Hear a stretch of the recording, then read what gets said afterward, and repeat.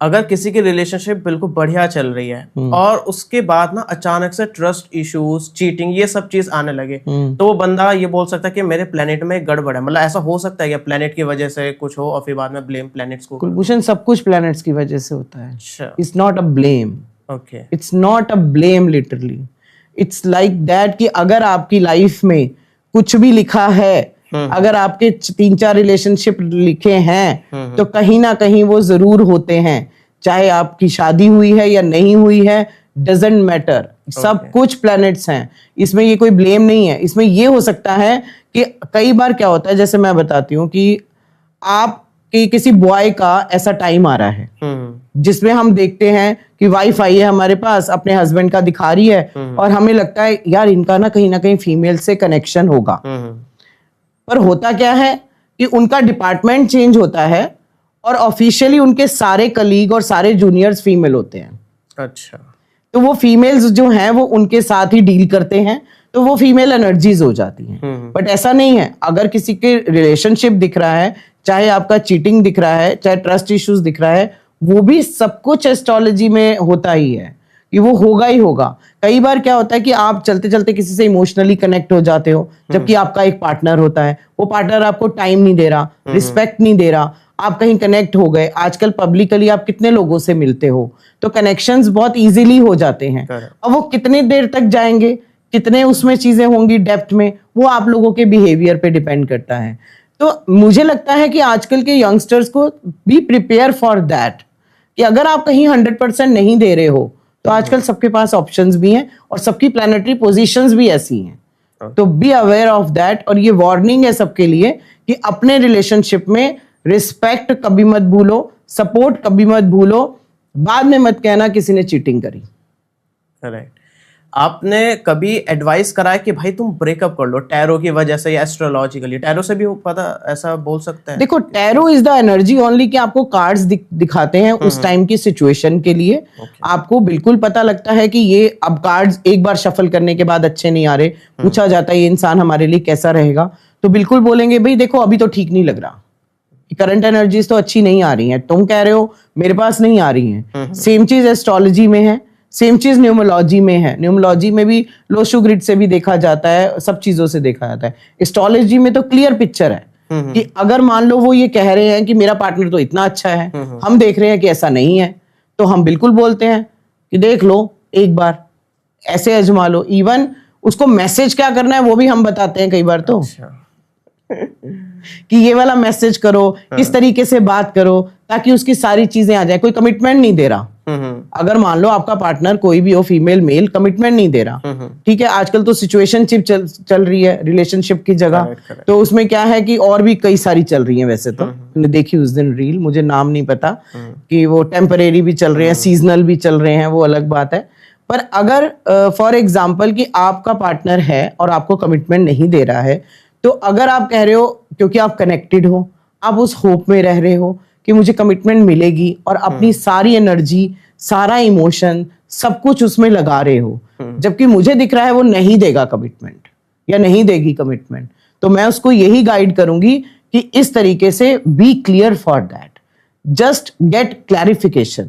उसको कैसे लेनी है वो फिर पता लग जाता है। फिर जब वो हम पर ट्रस्ट करते हैं और हमें फॉलो करते हैं, तो उसमें सारी चीजें क्लियर हो जाती हैं कि आप मैम ठीक कह रहे थे, उसने मुझे ये आंसर दे दिया। तो जितना क्लियर हो जाए हर चीज, वही कोशिश की जाती है। आपने कितने ब्रेकअप करवाए आज तक? देखो, मैंने तो डिवोर्स तक भी बचाए हैं। अच्छा। मेरा पहला यही रहता है, खासकर मैरिजेस के लिए। ब्रेकअप तो आजकल मुझे लगता है कि मैं तो बोलती हूँ ये ब्लॉक अनब्लॉक प्लीज मत खेलो। क्यों? ये सबसे बेकार चीज है। आप अपनी एनर्जीज को ब्लॉक कर रहे हो। 6 साल का रिलेशनशिप है, 60 बार ब्लॉक अनब्लॉक कर दिया है, कोई फायदा है उस चीज का? तो ब्रेकअप के लिए देखो, ब्रेकअप कराए नहीं है। मैं ये बोलूंगी कि अगर मैंने सेव किया है तो हाँ, मैंने कईयों को किया है, और मैंने ये भी देखा है कि जरूरी नहीं है कि वो इंसान अभी कमिटमेंट नहीं दे रहा तो बाद में नहीं देगा। अगर वो अच्छा इंसान दिख रहा है तो हमने इन्वेस्ट करने को भी बोला है। पर मैरिजेज में कई मैरिजेज ऐसी हैं जिसमें डिवोर्स तक लिखे हुए हैं, पर उनकी काउंसलिंग से और उनको रेमेडीज देके हमने डिवोर्स बचाए हुए हैं। बिकॉज ऑफ बेबीज कह लो, बिकॉज ऑफ फैमिली कह लो, कि थोड़ा टेम्परेरी इशू है, थोड़ा पेशेंस से रखो, उसके बाद बेटर हो सकता है, क्योंकि मैरिज इज नॉट लाइक कि जैसे पास्ट लाइफ में थी। Marriage is now companionship. दो पार्टनर है जिनको अपनी अपनी लाइफ में अपनी अपनी ग्रोथ करनी है, अपने अपने गोल्स हैं। तो अगर आप उसको, शादी को एक कंपेनियनशिप की तरह समझोगे कि दो व्हील हैं और इस व्हील पे रथ चलना है और वो व्हील दोनों बराबर है, तो मुझे नहीं लगता कभी मैरिज में प्रॉब्लम आती है। करेक्ट।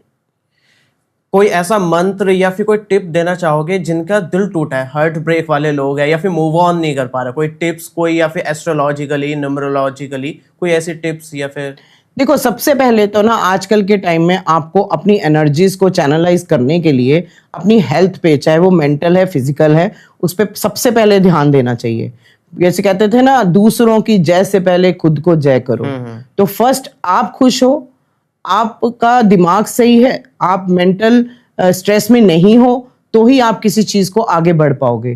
तो उसके लिए सबसे अच्छा है डू मेडिटेशन, एक्सरसाइज। आप अपनी एनर्जीज को उस तरीके से लेकर जाओ। उसके अलावा बहुत सारे मंत्र हैं। हमारा ओम चैंटिंग सबसे बढ़िया रहता है। गायत्री मंत्र से एंजाइटी इश्यूज खत्म होते हैं। शिव जी जो हमारे कहते हैं कि बहुत हमारे ईष्ट रहते हैं, जो हमारे मन को समझते हैं, क्योंकि चंद्रमा मन का कारक है। अगर आप शिव जी से जुड़ते हो, ओम नमो शिवाय का चैंटिंग करते हो, तो सबसे अच्छी बात है। इसके अलावा सबसे बढ़िया है प्रैक्टिकली, जिस चीज का मन करता है, जो तुम्हारी हॉबी है, अपने आप को बिजी रखने के लिए उस चीज को करो। फॉर एग्जाम्पल, लोग शॉपिंग करते हैं, लोग ड्राइविंग करते हैं, लोग फ्रेंड सर्कल में बैठते हैं, ताकि वो जो सिचुएशन चल रही है उसको किसी भी तरीके से निकाल लें। इसके अलावा आपको नेचर में रहना चाहिए। जब भी आपका ब्रेकअप है, जब भी आपको इशू हो रहा है, नेचर के साथ कनेक्ट हो। नेचर आपको खुद ही हील कर देगी। आप खुद अपने आप से अपनी सेल्फ हीलिंग कर सकते हो। कोई भी आपका अच्छा फ्रेंड है, उसके साथ शेयर कर सकते हो। अपने अंदर मत रखो, वेंट आउट कर दो, ताकि वो चीज निकल जाए। और कोई भी दिमाग में किसी के लिए भी पास्ट लाइफ में भी कोई भी बैड चीज हुई है, आपके साथ भी कुछ बैड हुआ है, forgive and forget, then move on. क्योंकि आप अगर होल्ड करके रखोगे कोई भी चीज अपने दिमाग में, अपने दिल में, तो आप खुद टॉक्सिक हो जाओगे। तो उसको निकाल फेंको, उसमें कुछ नहीं रखा। आपका जो क्लीन है, आपको जो फ्रेश हो जाओगे, वो आपको ही अच्छा लगेगा। उसने वो किया, ये किया, उसने मेरे साथ ऐसा किया, वो सारी चीजें निकाल लो, क्योंकि आपकी एक बेटर लाइफ आपका वेट कर रही है। लाइफ एक ही है और बहुत सुंदर है। इस चीज को जानो और आई एम द बेस्ट। बस मिरर में रोज यही बोलो, आई एम द बेस्ट। जो मेरे साथ नहीं है वो उसका लॉस है, मेरा नहीं। जैसा आपने बताया कि एस्ट्रोलॉजी से हम फ्यूचर को कंट्रोल नहीं, बेटर बोल सकते हैं, बेटर कर सकते हैं। तो ऐसा टैरो से भी कुछ हो सकता है क्या? टैरो से रिलेटेड देखो, टैरो आपकी डेली टू डेली गाइडेंस है।